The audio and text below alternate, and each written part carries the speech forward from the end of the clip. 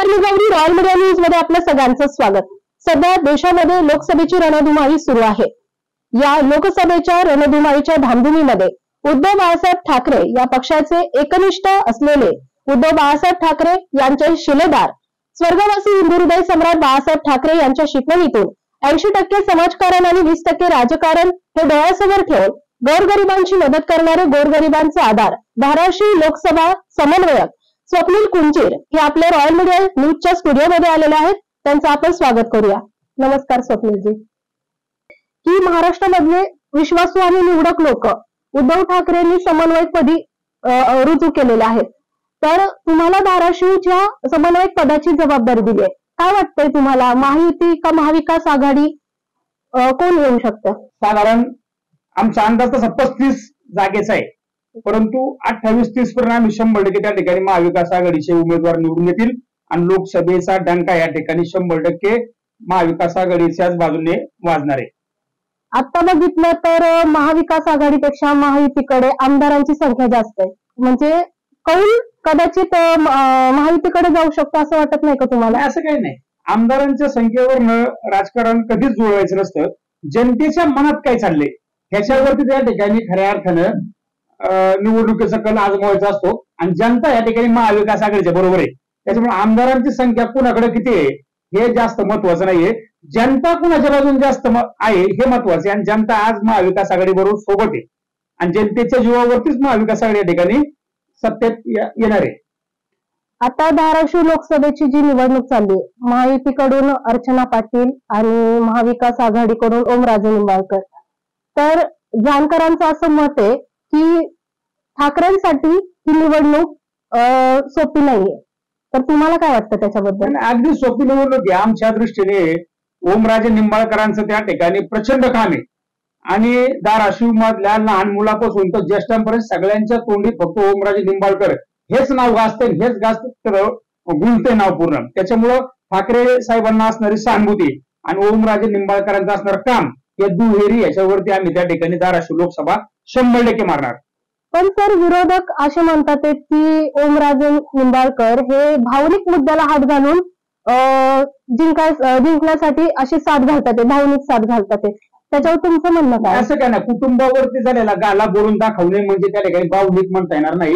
त्यांच्या वडिलांचं ह्या धाराशिवच्या राजकारणातही त्या ठिकाणी हत्या झाली, मग त्यांचं घर त्या ठिकाणी अक्षरशः विस्कळीत झालं होतं आणि त्या कुटुंब प्रमुखाच्या जाण्यानंतर त्या 25-30 वर्षाच्या मुलांच्या मनावरती काय परिणाम होत असेल हे स्वतः त्यांनी ओमराजेंनी भोगलेले.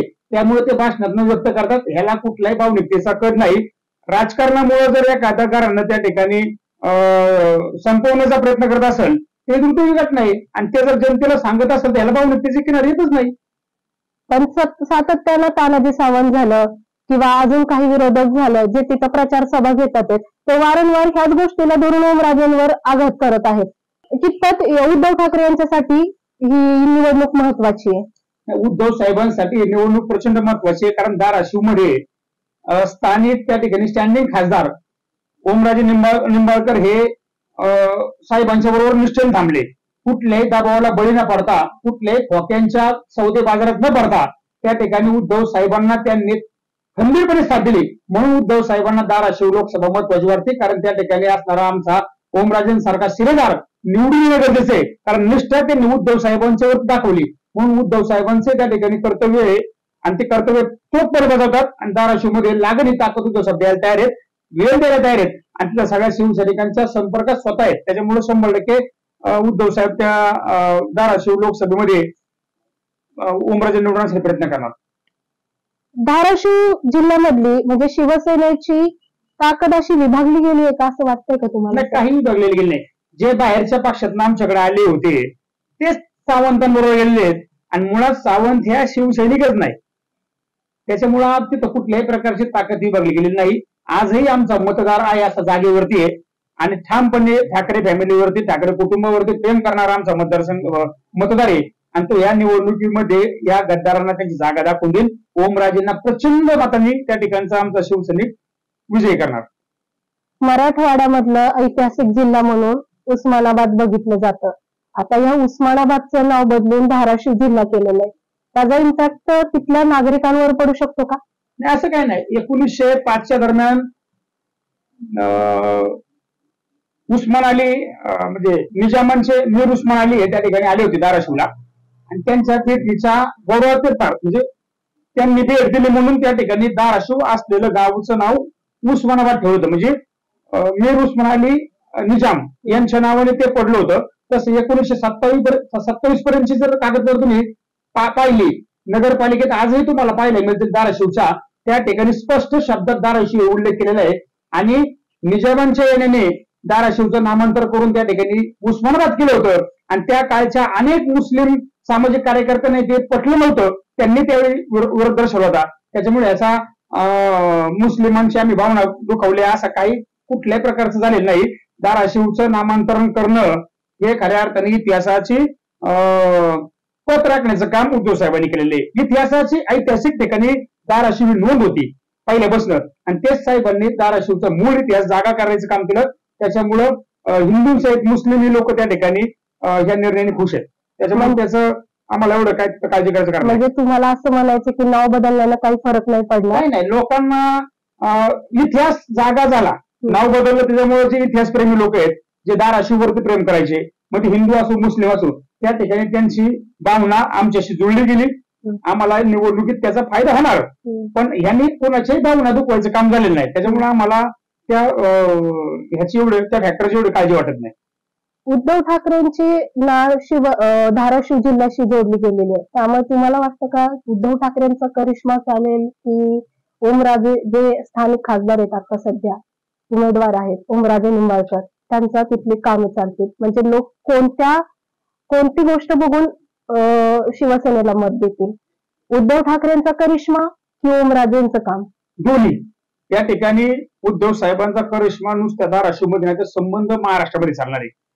लोकांनी त्यांना कोरोनाच्या काळामध्ये कुटुंब प्रमुख म्हणून जवळून पाहिलेलं आहे, त्यांचं काम पाहिलेलं आहे, त्यांचा अनुभव पाहिलेला आहे आणि सगळ्यात महत्वाचं म्हणजे उद्धव साहेबांच्या बाबतीत आणि प्रबोधनकार ठाकरेंच्या बाबतीत म्हणजे संपूर्ण महाराष्ट्रामध्ये ठाकरे कुटुंबाचे स्वतःचं ओलं आहे, स्वतःची हक्काची वोट बँक आहे आणि आताच्या ज्या काय भाजपच्या कूटनीतीमुळे उद्धव साहेबांना संपूर्ण डाव चाललेला आहे त्याच्यामुळं लोक सगळे उद्धव साहेबांच्या बाजूने आहेत आणि त्या ठिकाणी ओमराजेंचं कामही त्या ठिकाणी चांगले म्हणजे तळागाळापर्यंत जाऊन सर्वसामान्यांसाठी आपला वाटणारा खासदार आणि लोकांचे 24 तास कधी फोन फोन उचलून काम करणारा खासदार म्हणून ओमराजेंचं त्या ठिकाणी काम चांगले म्हणून दुहेरी फायदा दोघांच्याही वलयाचा फायदा धाराशिवमध्ये होणार आहे आणि महाविकास आघाडीचे आमचे ओमराजे निंबाळकर प्रचंड मत निवडणार आहे.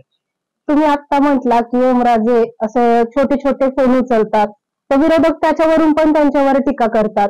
म्हणजे राणा जगजितसिंह झाले जे तुळजापूरचे आमदार आहेत ते पण त्यांच्यावर टीका करतात की बालिश किंवा नाही का पोरखेळ प्रकारे ते कोणाचे पण फोन उचलतात ह्याला निवडणूक वगैरे जिंकता येऊ शकत नाही अशा ते टीका वगैरे करत राहतात. त्याच्यावर तुमचं काय म्हणणं? आता राणा पाटील हे सोन्याच्या चमच्यात तोंडात घेऊन जन्मलेला माणूस आहे त्याच्यामुळे सर्वसामान्य व्यथा काय माहिती तसं ओमराजे हे सर्वसामान्यात जाणारा मिसळणारा कार्यकर्ता आहे म्हणून त्यांना सर्वसामान्यांची व्यथा अगदी सर्वसामान्यांची छोटी जर काम असलं तरी त्या सर्वसामान्य माणसासाठी ते मोठं काम असतं आणि हीच त्या ठिकाणी गाभाऱ्यातली गोष्ट आमच्या खासदारांना समजते म्हणून त्या सर्वसामान्यांचं ओझं हलकं करण्यासाठी हे फोन उचलतात. आता राणा पाटलांच्या बाबतीत सांगायचं गडकरींचे पैसे हवले त्यांच्या वडिलांची त्यांना मोठी परंपरा आहे त्यामुळे त्यांना सर्वसामान्यांचं छोटं काम अगदी किरकोळ वाटणार आहे पण हेच काम छोटं काम आमच्या खासदारासाठी मोठं काम वाटतं आणि त्यामुळे ते त्या सर्वसामान्यांचे फोन उचलतात त्याला प्रतिसाद देतात आणि त्यांचं कामच करतात लक्षात घ्या आणि त्याच फोनचा उपयोग आताच्या लोकसभा निवडणुकीत होणार आहे. तुम्हाला सांग आता जेव्हा ओमराजे 2019 मध्ये खासदारकीला निवडून आले त्यावेळेस शिवसेना एक संघ होती त्यामुळे ते निवडून आले. आता ती दुभागली गेली आहे त्याचा परिणाम कुठेतरी त्यांच्या खासदारकीवर येऊ शकतो का निवडणुकीवर असं काय वाटतंय का तुम्हाला? अजिबात काही नाही. गेलेले हे आमचे नव्हतेच जी लोक इकडनं फुटून तिकडे गेली आमची नव्हतीच. ओरिजिनल मूळ शिवसैनिका जागेवरतीच आहे. गेले ते नेते गेले ज्या लोकांना आम्ही इकडे येऊन मोठं करण्याचा प्रयत्न केला अगदी तानाजी सावंतांना सुद्धा पहिलं आमदार आम्ही केलं शिवसेनेने काय नाही तर सत्तेच्या पैशाच्या मगरुरी पोटी हा तानाजी सावंत बेरकासारखा फुगलेला माणूस काय हा कधीही लोकमतात येऊ शकत नाही. आमच्याकडे जे आहे ते निष्ठेचे मावळे आहेत आणि त्या सगळ्या निष्ठावून शिवसैनिकांच्या जेव्हावरती महाविकास आघाडीच्या पदाधिकाऱ्यांच्या सगळ्यांच्या कष्टाच्या जीवावरती आमचे ओमराजे त्या ठिकाणी धाराशिव मध्ये भगवा फडकवणार आणि फडकवणारच. तुळजापूरमध्ये शिवसेनेची ताकद कमी आहे असं म्हणतात आणि तिथे काँग्रेसचे मधुकर चव्हाण ते होते, एकमेव मतांचं गणित जुळून आणणारे ते एकमेव व्यक्ती होते आणि आता त्यांचे चिरंजीव मालक चव्हाण हे भाजपमध्ये, त्यामुळे महायुतीमध्ये गेले, त्यामुळे त्यांची उणीव जाणवतीये का त्या ठिकाणी? असं काही नाही. शेवटी तुळजापूरमध्ये आदरणीय मधुकरराव चव्हाण हे आजही आमच्या बरोबर आहेत. मुलांनी कुठं जरी गेलं शेवटी बाप तू बाप असतो. बापाच्या कामाची सर मुलाला कधी देत नसते. लक्षात घ्या, त्यांचं काम त्या ठिकाणी ते आज ओमराजेंचा प्रचार करतात. त्याच्यामुळे आम्हाला त्यांचा मुलगा कुठे गेला आणि कशासाठी गेला आणि का म्हणून गेलाय त्याची आम्हाला कुठलीही काळजी नाही. आम्हाला चव्हाणांचं त्या ठिकाणी मदत होईलच. त्याबरोबर त्या ठिकाणी आमचे तुळजापूरचे देवानंद रोजकरी आहेत माजी नगराध्यक्ष, तेही आज त्या ठिकाणी आम्हाला मदत करायला तयार आहेत. त्यांचाही त्या ठिकाणी मोठं मताचं बेरीज आहे आणि त्यांनी जर आम्हाला सहकार्य केलं तर आमची उणीव आम्ही भरून काढू शकतो. त्यामुळे तुळजापूरला आम्हाला माणसं नाही असं हा चुकीचा समज आहे. तुळजापूरला ताकदीची माणसं रोजकरींसारखी आमच्या बरोबर यायला तयार आहेत, त्याच्यामुळे त्यांचा आम्हाला नक्कीच फायदा होईल. आता सध्यामध्ये भाजप महायुती हे धाराशिव, माढा, शिरूर आणि बारामती ह्या गोष्टीवर जास्त, ह्या मतदारसंघामध्ये जास्त प्रचार सभा वगैरे घेतात. तर तुमचा कोण कोण महायुती, माढा, आता प्रतिष्ठेची मानली जाणारी 4च मतदारसंघ आहे, माढा, शिरूर, बारामती आणि धाराशिव. तर त्या धाराशिव मध्ये पण त्यांनी प्रचार रॅली वगैरे जोरदार शक्ती प्रदर्शन केलंय. तसं तुमचा पुढचा प्लॅन काय असणार आहे? अजून शक्ती प्रदर्शन लोकांपर्यंत पोहोचण्याचा, लोकांना? नाही, शक्ती प्रदर्शन लोकच उत्सुकतेने निवडणुकीची वाट बघतात. मतदानाचा दिवस लोकांना कधी असं झालेले आहे आणि ज्यांना त्या ठिकाणी विजयावरती खात्री नाही ते त्या ठिकाणी धावपळ करणार. आम्हाला शक्ती प्रदर्शन करायची गरज नाही, कारण लोक प्रचंड उत्स्फूर्तपणे महाविकास आघाडीच्या बरोबर आहेत आणि मतदानाच्या दिवसाची वाट बघतात. आणि मला खात्री आहे संपूर्ण महाराष्ट्रामध्ये 48 जागांवरती प्रचंड मतांचा पाऊस त्या ठिकाणी महाविकास आघाडीच्या उमेदवारांच्यावरती होणार आहे. मराठवाड्यामध्ये तानाजी सावंत मातब्बर नेते म्हणून ओळखले जातात.